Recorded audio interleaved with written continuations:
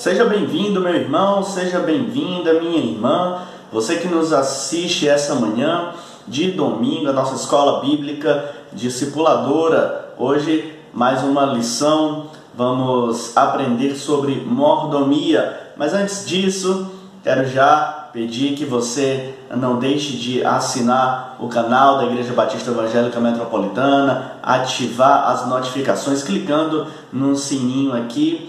Curta o nosso vídeo, compartilhe com seus familiares, compartilhe com amigos, certo? E vamos juntos aprender mais do Senhor. Quero deixar você agora então com a devocional de hoje, devocional deste dia 21 de junho de 2020. Todos os dias nós enviamos nas mídias sociais da igreja, da IBEM, meditações diárias baseadas nos textos que nós lemos naquele dia. São textos da nossa maratona de leitura anual da Bíblia, leitura anual da Escritura Sagrada. Então, fique agora com a devocional de hoje.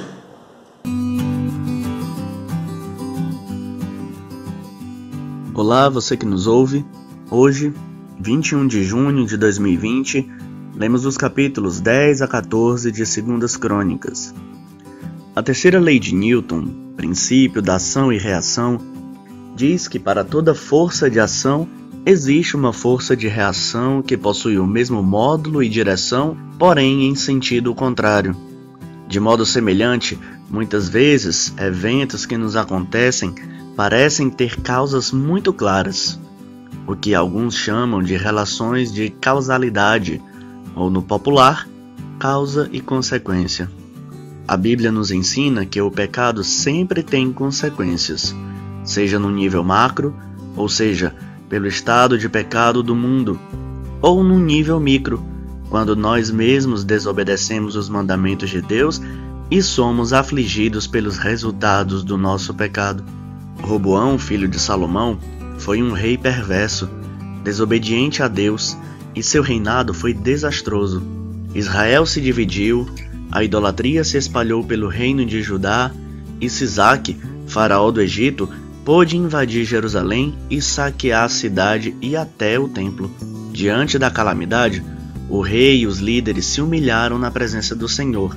E então Deus, como vemos no capítulo 12, verso 8, decidiu não permitir a destruição do seu povo, mas ainda assim deixou que Judá se tornasse servo do Egito. Duas coisas podemos aprender para nossas vidas deste acontecido. Primeiro, mesmo nos perdoando de nossos pecados, o perdão não significa necessariamente que estaremos livres de enfrentar as consequências imediatas de nossos erros. Ainda que eles não tenham impacto para a eternidade, nos fazem sofrer um bocado.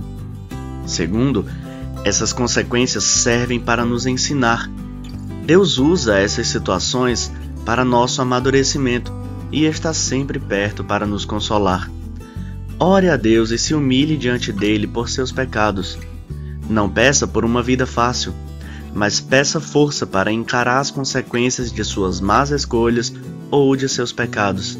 Reconheça o amor de Deus em sua vida.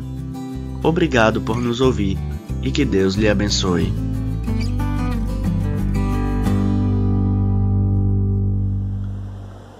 Que o Senhor nos abençoe com a sua palavra que sempre nos ensina, nos edifica e nos mostra o caminho em que devemos andar. Vamos então agora louvar a Deus com uma canção. Convido você então que louve conosco.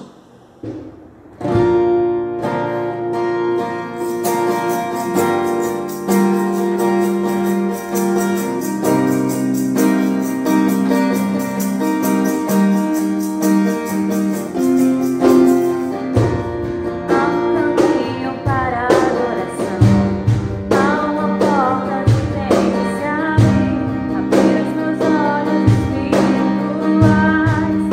que eu possa ver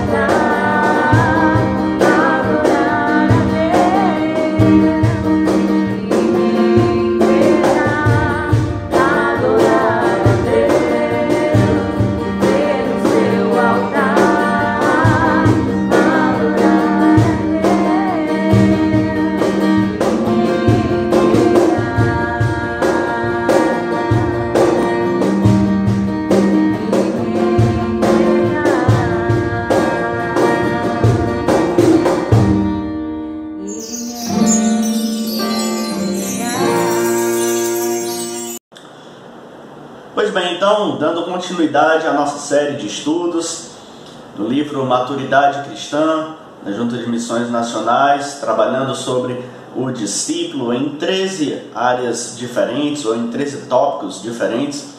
Nós já vimos aqui alguns desses tópicos. Nós já trabalhamos o discípulo e o estudo da Bíblia, o discípulo e a oração, o discípulo e a vontade de Deus, o discípulo e sua família, o discípulo e a igreja, e hoje nós vamos ver o discípulo e a mordomia. As três primeiras lições dessa série, elas foram trabalhadas no próprio templo antes da pandemia, então você não vai encontrar vídeos aqui sobre esse assunto. Nós começamos aqui a partir da lição sobre o discípulo e a sua família, depois a igreja, e agora o discípulo e a mordomia. Mas o que é isso? O que é isso? Isso é importante? Quer dizer o quê? Que a igreja tem que ter um mordomo igual aqueles dos filmes antigos? Pessoa de terno aqui, de smoking, com uma bandejinha, sei lá, alguma coisa assim? É isso que quer dizer? Bem, nós vamos ver que não. Nós vamos aprender essa manhã o conceito de mordomia cristã, identificar o senhorio de Cristo em nossa própria vida, a importância da mordomia cristã em áreas da nossa vida, o que tem a ver dízimo com essa história toda, e analisar as razões pelas quais nós devemos ser fiéis no exercício da mordomia cristã. Então, sem muita enrolação, antes da gente de fato entrar nos aspectos da lição, convido vocês a lermos 1 Crônicas 29, de 10 a 16, texto que inclusive nós lemos bem recentemente na nossa maratona de leitura anual da Bíblia. E diz assim a palavra do Senhor: Davi louvou o Senhor na presença de toda a Assembleia, dizendo: Bendito sejas, ó Senhor, Deus de Israel, nosso Pai, de eternidade a eternidade. Teus, ó Senhor, são a grandeza, o poder, a glória, a majestade e o esplendor, pois tudo o que há nos céus e na terra é teu. Teu, ó Senhor, é o reino, tu estás acima de tudo, a riqueza e a honra vêm de ti. Tu dominas sobre todas as coisas, nas tuas mãos estão a força e o poder para exaltar e dar força a todos. Agora, nosso Deus, damos-te graças e louvamos o teu glorioso nome. Mas quem sou eu e quem é o meu povo para que pudéssemos contribuir tão generosamente como fizemos? Tudo vem de ti, e nós apenas te demos o que vem das tuas mãos. Diante de ti somos estrangeiros e forasteiros, como os nossos antepassados. Os nossos dias na terra são como uma sombra sem esperança. Ó Senhor nosso Deus, toda essa riqueza que ofertamos para construir um templo em honra do teu santo nome vem das tuas mãos, e toda ela pertence a ti. Pronto, então aqui acabamos. Brincadeira, mas esse texto de 1 Crônicas, ele resume absolutamente tudo o que é o conceito, a ideia de mordomia cristã. Vocês vão ver que ao longo do estudo que tudo se aplica aqui, tá? Todos os princípios, toda a ideia se aplica aqui. Então, o que é a mordomia cristã? Nós vamos adotar então nessa manhã uma linha de raciocínio. Vocês vão ver que é um raciocínio bem gradual, lógico. Perdão aqui pelo celular, deixa eu colocar no silencioso para não atrapalhar mais a gente. A mordomia cristã é a doutrina bíblica através da qual entendemos e praticamos nossa compreensão de que Jesus Cristo é o Senhor. Se Jesus Cristo é o Senhor, segue-se que nós somos o quê? Somos seus servos. É isso mesmo, nós somos seus servos, somos escravos do Senhor. Isso tem que ser tem que ser bem destrinchado, tá? Para que a gente não tenha concepções equivocadas, que a gente olhe à luz da Escritura, iluminados pelo Espírito Santo. Então, como servos de Jesus, você pode pensar, Jesus então aniquila a nossa vontade, ele destrói a nossa personalidade? De maneira alguma. Ele as conserva? Também não. Então o que ele faz? Bem, como Senhor de nossas vidas, Jesus restabelece o potencial máximo e verdadeiro da nossa personalidade, que antes era corrompida pelo pecado. Ele dá verdadeiro significado ao nosso ser. Ele nos dá uma identidade que corresponde à sua própria identidade de Jesus Cristo. Molda o nosso caráter conforme o padrão do seu próprio caráter, que é perfeito, é justo, é perfeito, e direciona então a nossa vontade no sentido da verdade, não mais a vontade má da carne que nós tínhamos antes de sermos seus discípulos. E como é que Jesus faz isso em nossa vida? Através da atuação do Espírito Santo. Afinal de contas, o Filho e o Espírito são um só. Veja o que diz Romanos capítulo 8, versos 9 a 14. Entretanto, vocês não estão sob o domínio da carne, mas do Espírito, se de fato o Espírito de Deus habita em vocês. E se alguém não tem o Espírito de Cristo, não pertence a Cristo. Mas se Cristo está em vocês, o corpo está morto por causa do pecado, mas o Espírito está vivo por causa da justiça. E se o Espírito daquele que ressuscitou Jesus dentre os mortos habita em vocês, aquele que ressuscitou a Cristo dentre os mortos também dará vida a seus corpos mortais, por meio do seu Espírito que habita em vocês. Portanto, irmãos, estamos em dívida, não para com a carne, para vivermos sujeitos a ela. Pois se vocês viverem de acordo com a carne, morrerão. Mas se pelo Espírito fizerem morrer os atos do corpo, viverão. Porque todos os que são guiados pelo Espírito de Deus são filhos de Deus. Então, aqui nós temos o quê? Que o Espírito Santo age em nós, em toda a nossa vida. Desde aquele momento em que Ele nos convence do pecado, da justiça e do juízo, e nos converte ao caminho do Senhor, e nos transforma em seus discípulos, e, segundo Efésios 1,13, nos sela. Então, esse texto de Efésios diz o seguinte: nele, quando vocês ouviram e creram na palavra da verdade, o Evangelho que os salvou, vocês foram selados com o Espírito Santo da promessa. Então, o que a gente tem até aqui? Nós temos que, através da atuação do Espírito Santo em nossas vidas, Jesus restabelece o potencial da nossa personalidade. Restaura o verdadeiro significado do nosso ser, dando-nos uma nova identidade. Ele aperfeiçoa o nosso caráter e dá direção à nossa vontade. Desse modo, tudo aquilo que temos, tudo que somos, tudo que venhamos a ter algum dia, tudo isso pertence a Jesus.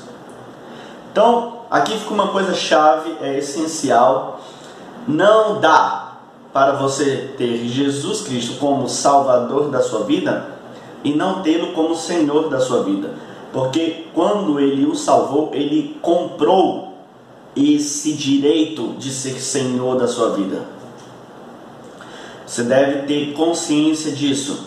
Porque tem muita gente que deseja ser salvo por Jesus, mas não quer ter compromisso com Ele, não quer corresponder àquilo que Jesus fez por nós, numa posição de submissão, numa posição de subserviência. Tá? João 8,36, Jesus nos diz: portanto, se o Filho os libertar, vocês de fato serão livres. O que isso quer dizer? Tem muita gente que pensa o seguinte: não, o Senhor me libertou da condenação do pecado e agora eu posso viver a minha vida porque eu sou livre. Não, não é isso. De maneira alguma. Aos Romanos 6,14, Paulo diz: pois o pecado não os dominará, porque vocês não estão debaixo da lei, mas debaixo da graça. Ou seja, só existem essas duas situações. Ou eu sou escravo da minha vontade, sendo escravo da minha vontade, isso quer dizer que eu sou escravo do pecado, eu sou escravo da carne, Eu sou escravo do mundo, eu sou escravo de todo o mal que há. Ou eu sou escravo do Senhor Jesus. E qual a diferença? A minha carne não me ama, o mundo não me ama, a minha vontade não quer o meu bem. Mas Jesus, Ele nos ama, Ele quer o nosso bem, Ele quer nos dar vida eterna. E por isso, quando Ele nos salva e nos livra da tirania do pecado, Ele se torna o nosso verdadeiro Senhor.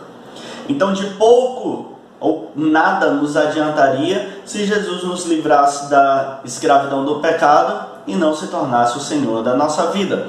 Ele quer ser o Senhor da nossa vida. Ele quer nos assegurar a libertação do mal. Ele deseja continuar demonstrando o seu amor diariamente em nossa vida e através da nossa vida também levar o seu amor a outras pessoas. Ele quer que sejamos canais da salvação para o mundo. E isso tudo está dentro da ideia de mordomia. 2 Coríntios 5,18 diz: tudo isso provém de Deus, que nos reconciliou consigo mesmo por meio de Cristo e nos deu o ministério da reconciliação. Então esse é o ministério que Ele nos deu, o mesmo ministério dele, Deus nos reconciliou consigo através de Jesus Cristo, e nos reconciliando, Ele também nos dá o ministério da reconciliação. Então, até revisando aqui o que a gente acabou de ver, então por que o Senhor Jesus, ou porque Jesus deseja ser Senhor de nossas vidas? Primeiro porque Ele já nos assegurou a liberdade contra o mal. Ele quer isto, assegurar a nossa libertação do mal. Também deseja demonstrar diariamente o seu amor por nós. Ele quer que sejamos um canal para que o mundo conheça a sua salvação. E deseja ser o nosso Senhor por toda a eternidade. Aqui cabe dizer que o Senhor Jesus, Ele já é Senhor da eternidade. Ele é, e há inclusive essa profecia de Isaías, né? Pai da eternidade. Ele é o Senhor de toda a eternidade. A questão se Ele será nosso Senhor na eternidade, porque da eternidade Ele já é Senhor. Então cabe a nós nos sujeitarmos ao senhorio de Jesus Cristo. E isso tem um significado profundo, meus irmãos, porque antes da nossa conversão nós servíamos à nossa vontade, e a nossa vontade era inclinada para aquilo que é material, para aquilo que é físico. Nós éramos materialistas, tá? E nós dependíamos então das circunstâncias e dos bens, das riquezas, do dinheiro, para encontrarmos ou pelo menos buscarmos algum sentido para a nossa vida. E a verdade é que não há, porque essas coisas são passageiras. E se elas são passageiras, então o sentido também se esvai. Mas por outro lado, Jesus é eterno, Ele não finda, a sua palavra não tem fim, e nele podemos encontrar verdadeiramente sentido para nossas almas. E é por isso que o próprio Jesus diz em Mateus 16:26: pois que adiantará o homem ganhar o mundo inteiro e perder a sua alma? Ou que o homem poderá dar em troca da sua alma? Então Jesus nos dá de forma incondicional a sua salvação. Nós não temos nada a oferecer, a gente não tem dinheiro para comprar a nossa salvação, ou em troca da salvação da nossa alma. E é por isso que não vale a pena servir aos bens materiais, mas vale a pena servir a Jesus. Nesse ponto, cabe aqui então fazer uma reflexão. Você já pode olhar para a sua própria vida e pensar: meu Deus, todas as áreas da minha vida eu estou entregando ao senhorio de Jesus? E a minha profissão, eu estou sujeito ao senhorio de Jesus na minha profissão, na minha escola, na minha faculdade? Eu estou sujeito ao senhorio de Jesus no meu relacionamento familiar, no relacionamento amoroso, afetivo? O Senhor Jesus é Senhor do meu tempo? Aqui é uma situação interessante. O pastor John Piper, ele diz que quando Jesus voltar, as redes sociais serão a prova de que a falta de devoção não era a falta de tempo. A falta de leitura, a falta de oração não era a falta de tempo. Se a gente tem tempo para ficar no WhatsApp, então tem tempo de orar, tem tempo de cultivar a nossa devoção. Os meus talentos eu tenho dedicado a Deus? E os meus bens estão a serviço do reino? Então tudo isso são aspectos da nossa vida que devem estar sujeitos ao senhorio de Jesus. Administrar a nossa vida e todas essas áreas, conforme a doutrina bíblica da mordomia cristã, é administrar conforme a vontade de Deus, e que nós podemos chamar aqui de economia de Deus. É interessante o uso dessa palavra economia aqui nesse contexto, porque geralmente quando se fala em economia, a gente pensa logo em comércio, grandes valores, bolsa de valores, alguma coisa assim, né?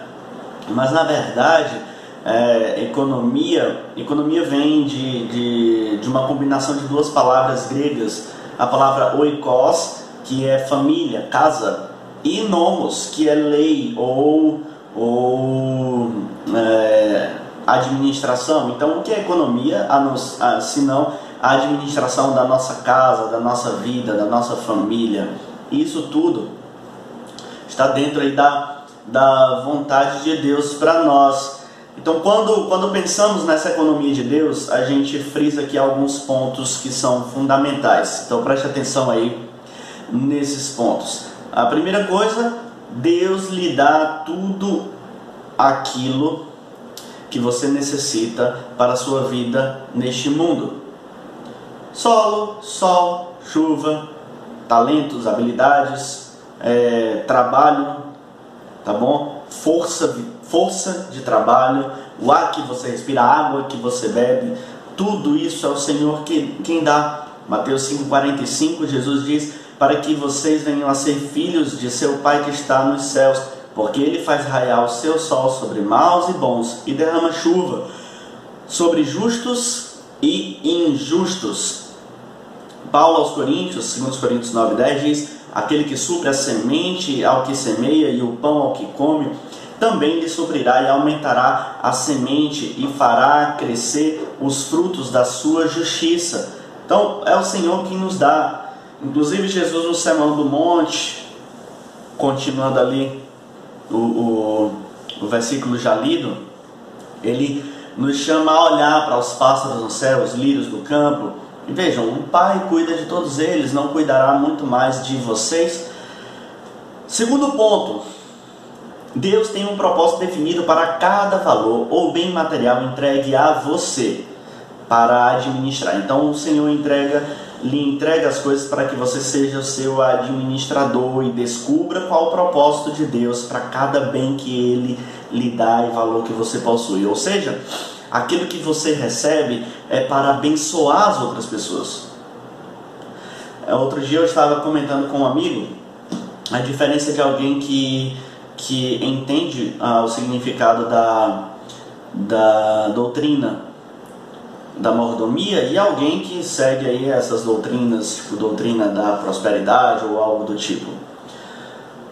Notem só, na doutrina da prosperidade o testemunho é mais ou menos assim: eu fui fiel, eu participei da campanha tal, dei tanto e o Senhor me honrou e Ele me abençoou e me deu riqueza, e me deu carro, me deu casa, me deu isso, me deu aquilo. Conclusão: se você for fiel também, vier entregar aqui tal, o seu valor, no seu da campanha, o Senhor vai te abençoar também. Então, essa é a conclusão na doutrina da prosperidade. E na doutrina da mordomia cristã é o seguinte: o Senhor me abençoou porque eu não sei, mas Ele escolheu me abençoar, e tudo aquilo que Ele me deu, que não depende daquilo que eu dou para Ele, mas tudo que Ele me deu, eu vou usar para abençoar a vida dos meus irmãos. Porque a minha conclusão é de que tudo que Deus me deu, Ele me deu para a honra e glória do seu nome. Olha só a diferença de percepção dessas duas doutrinas, tá? Então, tudo que o Senhor nos dá tem propósito. Deus, e terceiro ponto, Deus lhe dá também os bens com os quais você deve adorá-lo, como demonstração da sua gratidão e amor, e como prova de que você já foi liberto da escravidão da matéria, escravidão do dinheiro, do Deus Mamon. 2 Coríntios 9, de 11 a 13 diz: vocês serão enriquecidos de todas as formas, para que possam ser generosos em qualquer situação ou qualquer ocasião, e por nosso intermédio a sua generosidade resulte em ação de graças a Deus. O serviço ministerial que vocês estão realizando não está apenas suprindo as necessidades do povo de Deus, mas também transbordando em muitas expressões de gratidão a Deus. Por meio dessa prova de serviço ministerial, outros louvarão a Deus pela obediência que acompanha a confissão que vocês fazem do Evangelho de Cristo e pela generosidade de vocês em compartilhar seus bens com eles e com todos os outros. Olha só que maravilha! Então, é para isso que o Senhor também nos dá aquilo que Ele nos dá. Quarto ponto fundamental nessa ideia aqui da economia de Deus é que é na igreja, com a igreja e através da igreja que você deve adorar ao Senhor com os seus bens, porque a igreja é a expressão do reino de Deus no local, naquela área onde você está, certo? E é onde você deve ter o seu coração. Se o seu coração deve estar em algum lugar, deve ser no reino de Deus, na sua justiça, fazendo a sua vontade. E se a igreja local é a expressão do reino de Deus aqui, então nós, obedecendo as palavras de Jesus, pois onde estiver o teu tesouro, aí estará também o teu coração, né?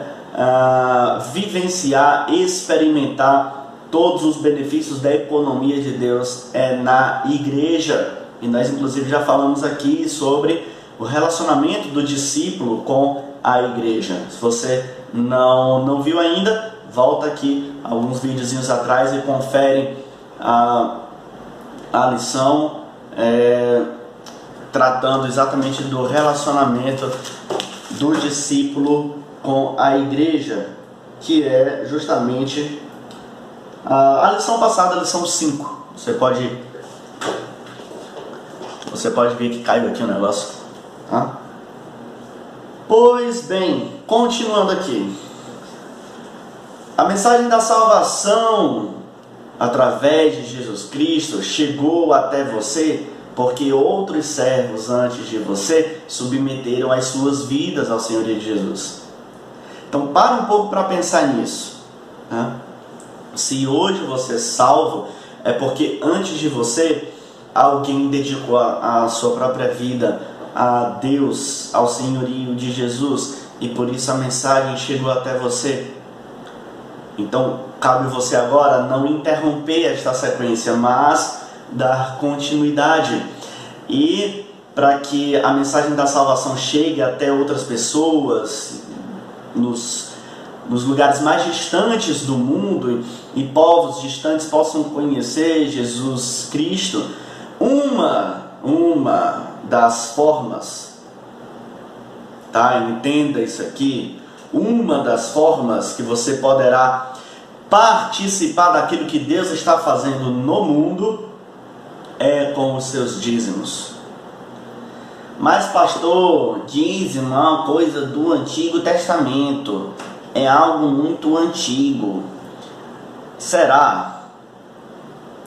Nós já vimos aqui várias passagens no Novo Testamento falando sobre o relacionamento do discípulo com os bens materiais, para que eles servem. Esse texto de Coríntios que foi citado agora há pouco, mostrando a generosidade. Então será que dízimo é uma coisa só do Antigo Testamento? A primeira grande característica do dízimo, e eu vou começar com essa característica porque ela já quebra muita coisa, é que ela é uma entrega voluntária, é espontânea. Nem eu, como pastor da igreja, posso exigir que os irmãos entreguem o dízimo. nem líder algum da igreja pode exigir, obrigar os irmãos a entregarem o dízimo. O dízimo é uma entrega voluntária, é uma entrega de amor e por amor. É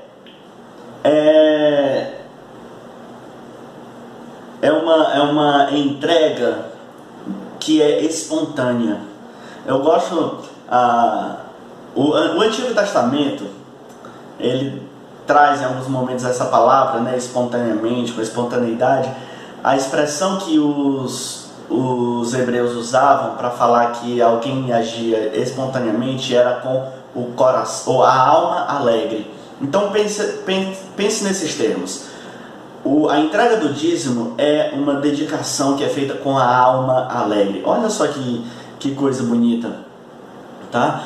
E a entrega de quê? De uma parte daquilo que já é de Deus, que Ele lhe deu para que você cuide. Então, no fim das contas é o que? Deus pega aqui uma porção de toda a riqueza que Ele tem, coloca na sua mão e diz assim: cuida disso aqui. Isso aqui está sob sua responsabilidade. Você vai dizer assim: obrigado, meu Deus, por colocar isso aqui sob minha responsabilidade. Toma aqui só uma parte para eu demonstrar a minha gratidão. Estou fazendo aqui com alegria, demonstrando a minha gratidão, reconhecendo que isso aqui não é meu, é seu.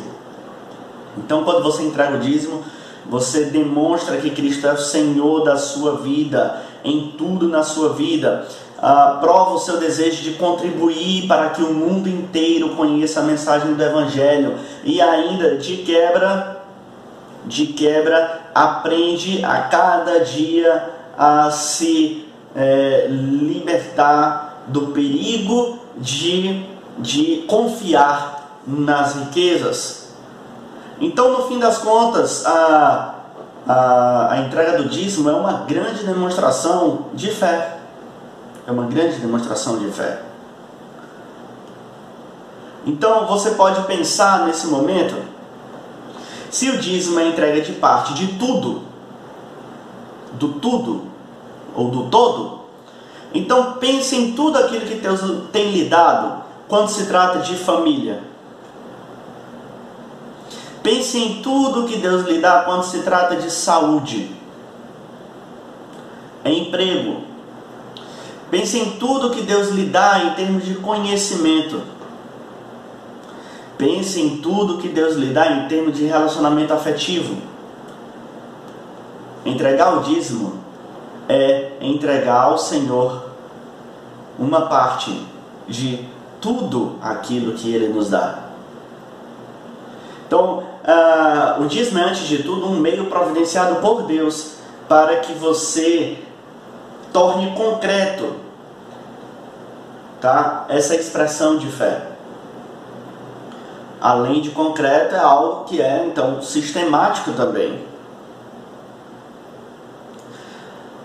Malaquias, o profeta Malaquias, capítulo 3, versículo 10, ele tem um dos textos mais marcantes acerca do dízimo.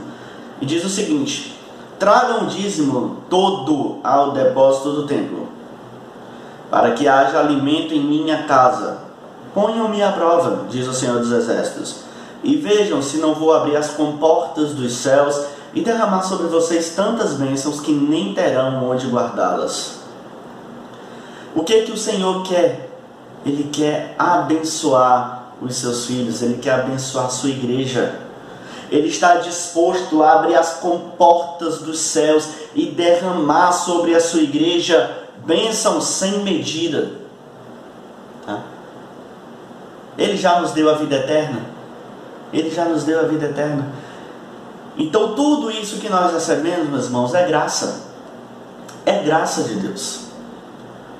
Portanto, se é graça, o dízimo também é graça.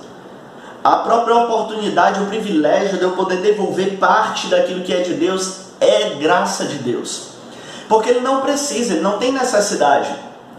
Ele não precisa do nosso dízimo. Porque Ele é dono do universo. Ele é dono tanto da parte que você entrega como da parte que você retém. Ele é dono de tudo isso. O Salmo 50, versos 10 a 12 diz: pois todos os animais da floresta são meus, como são as cabeças de gado aos milhares nas colinas. Conheço todas as aves dos montes e cuido das criaturas do campo. Se eu tivesse fome, precisaria dizer a você? Pois o mundo é meu e tudo o que nele existe. Então, quem tem necessidade de entregar o dízimo sou eu. Deus não tem necessidade de receber o dízimo, mas eu tenho a necessidade de entregar o dízimo. Entenda isso, meu irmão. Só quem realmente ganha, quem tem benefícios com a entrega do dízimo, é aquele que entrega o dízimo. O benefício é para mim, é para a minha vida, é pessoal. Por quê? Porque ele é expressão da fé.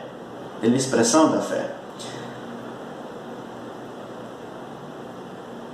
Sendo expressão da nossa fé, então ele serve também como testemunho. Aqui nós vamos para mais um item importante desse nosso estudo: testemunho. Então, se eu realmente desejo que meus amigos, familiares, vizinhos, conhecidos, as pessoas que eu amo, tenham Jesus como Senhor das suas vidas, eu preciso, na minha vida, mostrar que Ele é Senhor. Como é que eu vou apresentar Jesus como Senhor para alguém, sendo que eu mesmo não me submeto ao senhorio dele? Não faz sentido. Não faz sentido.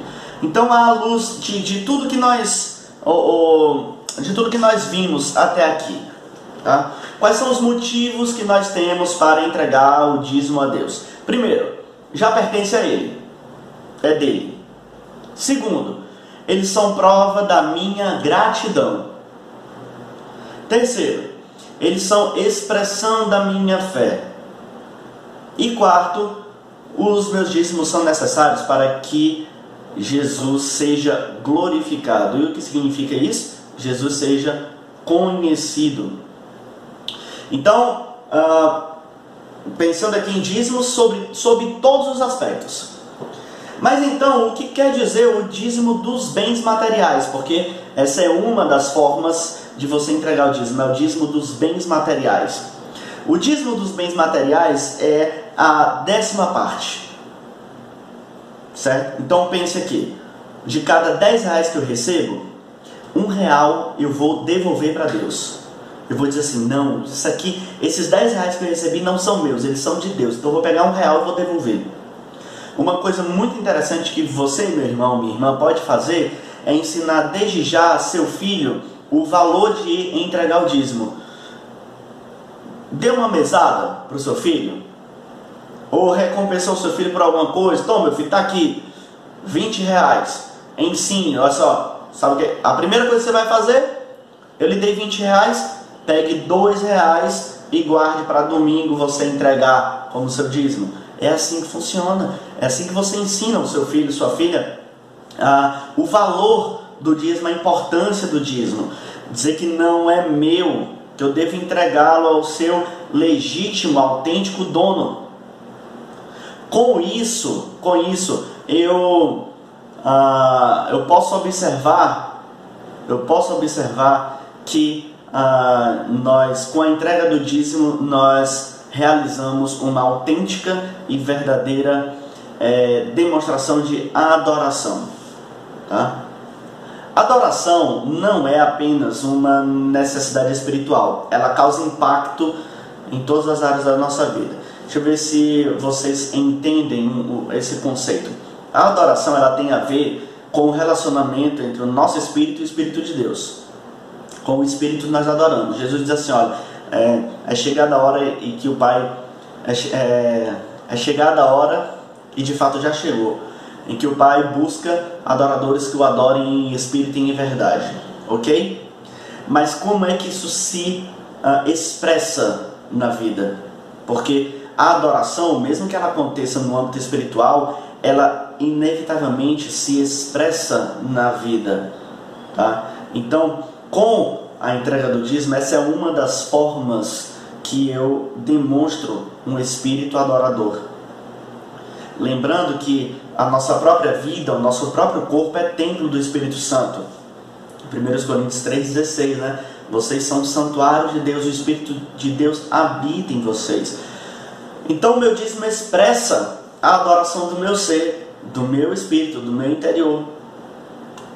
E essa entrega do dízimo, ela deve acontecer através da sua igreja.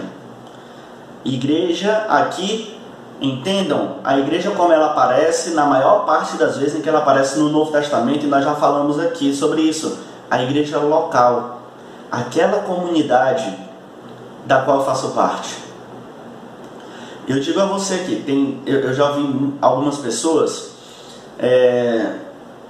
dizerem que entregam seu dízimo quando entregam uma cesta básica. Ah, não, pastor, eu entendo que quando eu estou fazendo um serviço comunitário, uma ação social, ali eu estou entregando o meu dízimo. Meu irmão, sinto muito dar uma má notícia, mas isso não é verdade. Isso não é verdade. Primeiro porque o lugar da entrega do dízimo é na sua comunidade. Se você não entrega o seu dízimo na sua comunidade, primeiro você mostra que não ama a sua comunidade. Se você não ama a sua comunidade, você não ama a igreja, portanto você não ama o corpo de Cristo, portanto você não ama Cristo. É duro. É duro, mas é isso. Tá? Por outro lado, se eu entrego na minha comunidade, eu mostro que estou preocupado com o crescimento espiritual da minha comunidade, com o amadurecimento, o crescimento da minha comunidade, com a minha participação naquilo que a minha comunidade está fazendo no reino. Porque a minha comunidade, a igreja local, é a agência visível do reino de Deus. E é nela que eu atuo. Eu posso até pensar globalmente na igreja, no mundo, mas a minha ação não é global, a minha ação é local, é na igreja local, porque é ali onde o reino de Deus se torna concreto.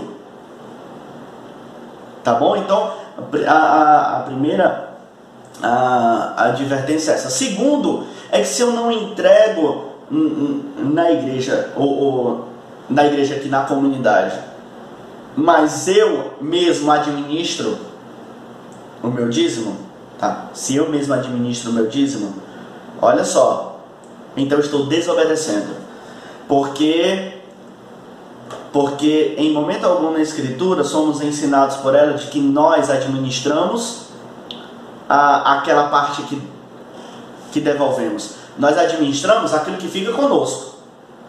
Aquilo que fica conosco é o que nos compete administrar. Aquilo que nós entregamos, nós devolvemos mesmo, nós entregamos e não é mais minha responsabilidade, pelo menos de forma pessoal. Aí tem gente que faz o quê? Pega a 10ª parte e quer administrar no lugar da igreja, e os outros 90% não quer administrar para a glória do Senhor. Está fazendo errado, está fazendo tudo errado. Então, quando entregamos o dízimo, nós demonstramos obediência. Antes de aceitarmos a Jesus, antes de nos convertermos ao senhorio de Cristo, a natureza humana é a natureza de rebeldia, de desobediência. Quando então passamos a ser discípulos de Jesus, Ele direciona a nossa vontade para a obediência a Deus. E a entrega dos dízimos faz parte disso. Notem o seguinte, o versículo lá de Malaquias, que nós lemos, Malaquias 3,10, ele começa com um verbo no imperativo, tragam. Na sua Bíblia pode dizer trazei-me, ou trazei, mas tragam. Isso aqui tem duas coisas importantes. Primeiro, que é imperativo, é uma ordenança do Senhor. Segundo, que a ordem que Ele nos dá é para que nós mesmos levemos, né? Enviarmos, tá? Mandarmos, é para nós irmos. Ou seja, a ideia aqui do trazer é a ideia de que eu participo do convívio da minha comunidade, eu participo do dia a dia da minha comunidade, e é no dia a dia da minha comunidade que eu venho e trago o meu dízimo. Por isso tragam. E não é apenas uma parte, mas é todo. O dízimo todo. Não é 1%, não é 5%, não é 1% só de uma fonte e da outra não. O dízimo é todo. Esse é um aspecto pessoal. Mas olhando de forma comunitária, é bem interessante o fato de ser proporcional. Ou seja, quem tem mais dá mais, quem tem menos dá menos. Isso é justo. Isso é justiça. Tá? Porque o dízimo é cobrado de acordo, ou é cobrado aqui não no sentido de que nós cobramos, né? Mas é requerido do crente que ele entregue o dízimo de acordo com as suas posses, com os seus bens, com aquilo que o Senhor lhe dá. Também o versículo deixa claro que é levar para onde? Para a rua, para um trabalho social? Não, é para o templo, para o depósito do templo, para a casa do tesouro, porque ali é o lugar apropriado. E por que ali é o lugar apropriado? Porque olhem para as igrejas, a nossa comunidade, elas existem exatamente, um dos propósitos da igreja é o de administrar, então, aquilo que o Senhor nos dá para o louvor do seu nome. E aí, por isso que o versículo continua, para que haja alimento. Deus poderia nos sustentar sem precisar de dinheiro, sem precisar de dízimo. Mas Ele faz isso para que nós cresçamos também espiritualmente. O apóstolo Paulo, quando fala a Timóteo, ele tem uma porção da sua carta, onde ele vai alertar para o perigo do amor às riquezas. 1 Timóteo 6, 9 e 10. Os que querem ficar ricos caem em tentação, em armadilhas e em muitos desejos descontrolados e nocivos, que levam os homens a mergulharem na ruína e na destruição.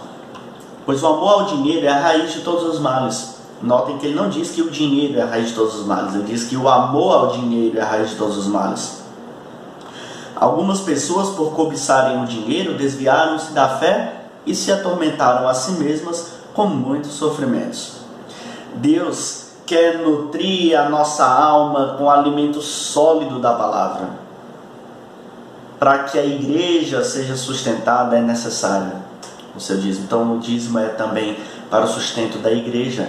E aí o versículo termina com o Senhor testando ou nos desafiando. Vamos, ponham-me à prova. Ponham-me à prova. E vejam se eu não quero abrir as comportas do céu para abençoá-los. As 2 Crônicas 25, 9, Amazias perguntou ao homem de Deus: mas e as 3,5 toneladas de prata que eu paguei a estas tropas israelitas? E ele respondeu: o Senhor pode dar-lhe muito mais que isso.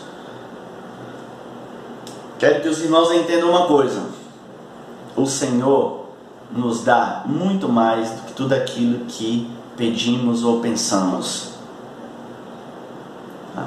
Ele quer derramar sobre nós bênçãos sem medida. E aí ele até nos desafia a pôr essa sua vontade à prova. Então, vejam se não vou abrir as comportas dos céus. Tendo essa palavra incrível do Senhor para nossas vidas, sabendo que Ele deseja nos abençoar, que Ele deseja ser o Senhor em todas as áreas da nossa vida e assim nos fazer ter vida e vida abundante, vida eterna. Nós chegamos aqui então aos projetos concretos de vida. Primeiro, faça uma análise do seu comportamento, da sua postura como mordomo de Cristo. Segundo, verifique se você tem sido fiel na entrega dos seus dízimos e ofertas. Terceiro, compartilhe com as outras pessoas as experiências com Deus e, no caso, as experiências resultantes de ter sido fiel na mordomia, mas não somente as experiências, compartilhe também os resultados, os frutos de sua fidelidade. E por fim, memorize mais um versículo aqui para memorizar. Salmo capítulo 24, versículo 1.